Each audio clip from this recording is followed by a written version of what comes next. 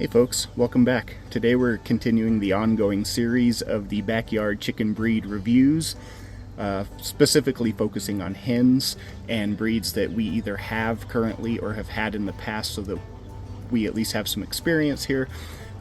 We just give an overview on history, on appearance, on what you can expect with meat and egg production, temperament, noisiness. Try to cover pretty much everything. Today we're doing the Silver Laced Wyandotte, which is a beautiful chicken. Beautiful, awesome chicken. I'm excited to review it.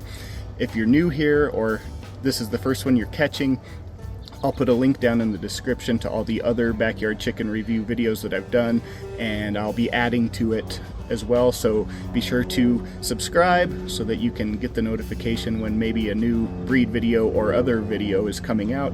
If you find this helpful, like it, and without further ado, let's get into it.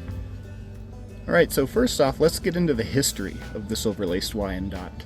It's a pretty cool breed. It was developed specifically with the intention of finding a good dual-purpose bird for, you know, the homesteaders and the small farmers and the people that were relying on chickens for eggs and meat. There's a couple people that were looking to figure out the best combination of breeds of chickens for kind of a hybrid that could provide the best of both worlds, and what they came up with was the Silver Laced Wyandotte. It was in the 19th century. It's now recognized as a breed by the American Poultry Association, which happened in 1883. And the way that they came up with this was developing a cross between a silver Seabright Bantam, a dark Brahma, a Polish, and a Hamburg. All four of those chickens put together make the Silver Laced Wyandotte that we know today, which is, like I said, a great dual-purpose bird. And that combination happened to give it these stunning feathers that are on its plumage. So speaking of that, let's get into the appearance. As far as appearance goes, other than the black feathers with the silvery white lacing, which is where they get their name from, you're going to get a very round, full-chested bird with red wattles and a small single comb with a very low profile, and that is a benefit to a lot of climates that we will get into later when we talk about the hardiness. As far as weight goes and size, you're looking at a medium large bird. A hen you can expect to maybe get to about 6.5, 7 pounds, sometimes even heavier, so they're a pretty good sized hen as well.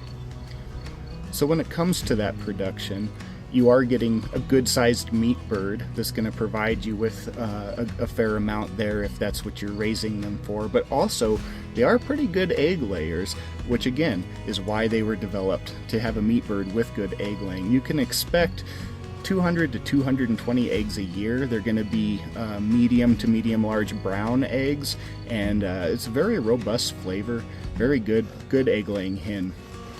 So when it comes to hardiness, I mentioned before that low profile single comb. That's really a benefit for places like where we live, where it gets super cold in the winter. It really helps fight against the frostbite that chickens tend to get on their combs. That smaller low profile comb does great in the winter. Not to mention they have a really thick full plumage, so they stay warm. They're a hardy winter bird. Now in the summers here, it also gets into triple digits. And we find that they do pretty good here too. Our hen here does great as long as she's provided with adequate shade, adequate water. They're a pretty versatile bird as far as climate goes, so that's really good. It's really good if you live in a cold environment, and if you live in the heat, they can definitely handle that as well. As far as the temperament of these hens go, they're known for being pretty gentle and docile and getting along fairly well within a flock, even with other breeds, and we find that to be the case. Our Silver Laced Wyandotte has kind of recently taken over the top of the pecking order as we lost the chicken that was currently holding that role. And she seems to lead the coop in a very gentle way. She's stern and she gets her way, but not a bully like some of those hens can be. They're also known to be pretty personable with people.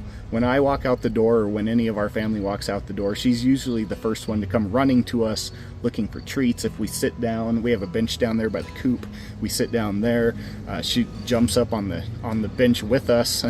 She doesn't mind being held. She's a pretty docile and friendly bird, and good with the other birds. Finally, I want to talk about the noise level, because the noisiness of a chicken is kind of a big deal when you're talking about backyard breeds, especially if you're in an urban or suburban environment. You don't want to make the neighbors mad or violate any noise ordinances. What you're going to find with the Silver Laced Wyandotte is they are very talkative, vocal breed, but they're not loud. They are always have something to say, but they say it at a very quiet volume.